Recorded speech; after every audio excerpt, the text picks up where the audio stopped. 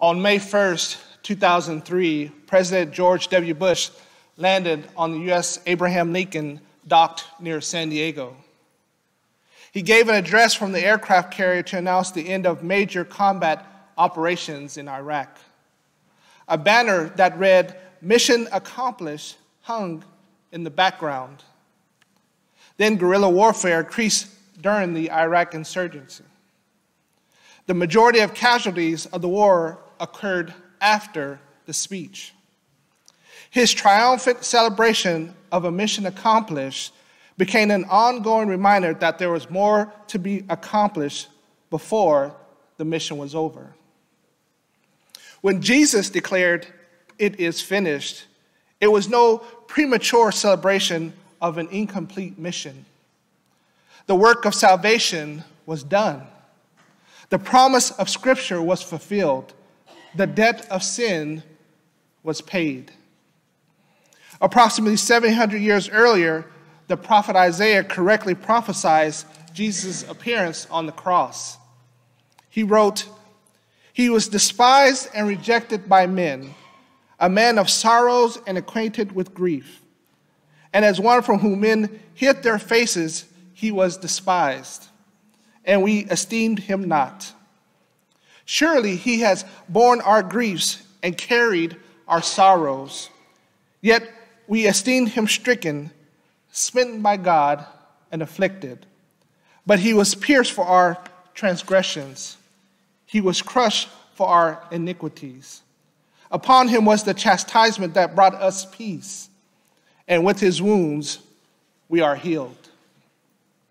Jesus spoke it out loud. He declared it all to hear. He uttered a loud cry to his Father in heaven for the whole world to know and for every evil force to have to flee. For Christ's work on the cross was complete. There's no doubt that Jesus knew that his last words needed to be here in this life. He knew the power of these final words would be here for generations still to come. And he had great purpose in them, which still breathes such life and meaning for our lives today. When we use words like "it is finished," it signifies the successful end to a particular course of action. It's the word you use when you climb the peak of Mount Everest. It's the word you use when you turn in the final copy of your dissertation. It's the word that you use when you make the final payment on your new car. It's the word you use when you cross the finish line of your first 10K run.